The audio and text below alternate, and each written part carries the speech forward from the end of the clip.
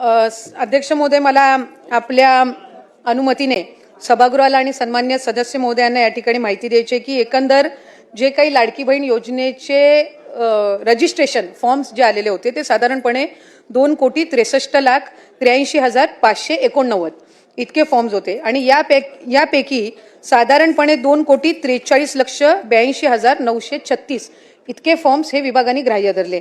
ज्या आकडेवारीचा 26 लाखाचा आपण उल्लेख केला ती क्रॉस व्हेरिफिकेशनसाठी माहिती व तंत्रज्ञान विभागाकडून ज्या आकड्यांचा आपण उल्लेख केला ती आमच्याकडे विभागाकडे प्राप्त झालेली होती।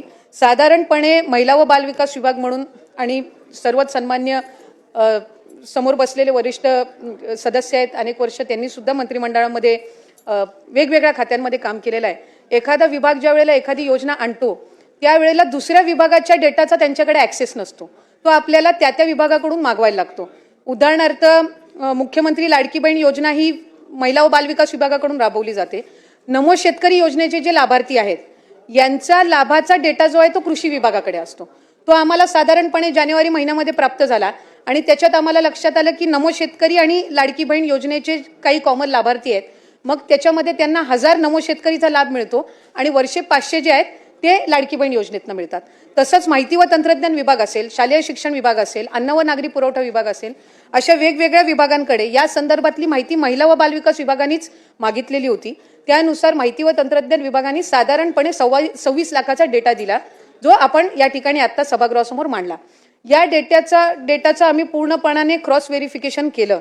क्रॉस व्हेरिफिकेशन करत असताना साधारणपणे त्या 26 लाखापैकी 4 लाखापर्यंतच डेटा असा होता की ज्याला रिवाइज स्क्रुटिनीची गरज होती। बाकी सगळे जे होते हे पात्र लाभार्थी होते, त्यामुळे त्यांना त्या पद्धतीने लाभ सुरू आहे। आता आपण जे काही शासकीय ह्यांच्या संदर्भामध्ये आपण विचारलं 8,000 जे आपण बोगस विचारले, तर ते 8,000 बोगस नसून ते 8,000 शासकीय कर्मचारी म्हणजे प्राथमिक आरोग्य केंद्रांमध्ये किंवा वेगवेगळ्या शासकीय ज्या काही आपल्या नोकरी असतात त्याच्यामध्ये काम करणारे आणि नियमानुसार ते तशा पद्धतीने लाभ घेऊ शकत नाहीत। म्हणून या संदर्भातलं आम्ही सगळ्या जिल्हाधिकाऱ्यांना एक पत्र लिहिलं आणि त्याच्या रिकव्हरीचं काम त्यांच्याकडून साधारणपणे गेल्या 5-6 महिन्यापासून सुरू आहे। म्हणजे मी इथे सांगलीचं सुद्धा आपल्याला उदाहरण देऊ इच्छिते की सांगलीमधले सुद्धा प्राथमिक आरोग्य केंद्रामधले किंवा इतर शासकीय याच्यामध्ये काम करणारे जे आहेत त्यांची सुद्धा रिकव्हरीची जी काही प्रक्रिया आहे ती त्या ठिकाणी 10,500 असतील, कोणाचे 4,500 असतील, म्हणजे ज्या ज्या महिन्याला त्यांना वितरित झाले त्यानुसार आहे आणि ही प्रक्रिया साधारणपणे 2 महिन्याच्या कालावधीमध्ये सगळ्या जिल्ह्यांची पूर्ण होईल। आता 12,000 जे आपण पुरुषांचं म्हटलं तो खरं तर आकडा साधारणपणे 12 ते 14,000 मध्ये येतो।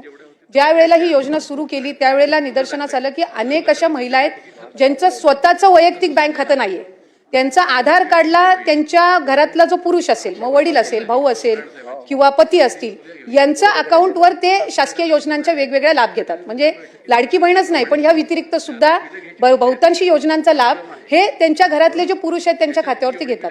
त्यांचं स्वतःचं स्वतंत्र खातं नसल्यामुळे त्यांच्या आधार कार्डला सुद्धा अनेक पुरुषांचे म्हणजे घरातल्याच पुरुषांचे अकाउंट हे त्यांनी लाभासाठी दिलेले होते। त्यामुळे त्या संदर्भातलं सुद्धा क्रॉस व्हेरिफिकेशन हे आम्ही साधारणपणे केलं आणि त्याच्यामध्ये कुठलीही पात्र महिला लाभापासून वंचित राहता कामा नये या दृष्टिकोनातून ही पावलं उचलत असताना ती 12-13 हजार एकदम आपण वगळून जर त्याच्यातल्या खरंच लाभार्थी आहेत पण त्यांची बँकचं खातं नाही म्हणून घरातल्या पुरुषाचं त्यांनी खातं दिलेलं आहे, यामुळे ते लाभापासून वंचित राहता कामा नये म्हणून त्या संदर्भातली आम्ही क्रॉस व्हेरिफिकेशनची जी प्रोसिजर आहे ही त्या ठिकाणी गेल्या 3-4 महिन्यापासून राबवली। त्याच्यात बऱ्यापैकी अशाही केसेस आम्हाला आढळल्या की त्या खरंच बेनिफिशरी आहेत पण त्यांची अकाउंट त्यावेळेला नसल्यामुळे त्यांच्या घरातल्या यांचे त्यांनी त्या पद्धतीनं दिलेले आहेत।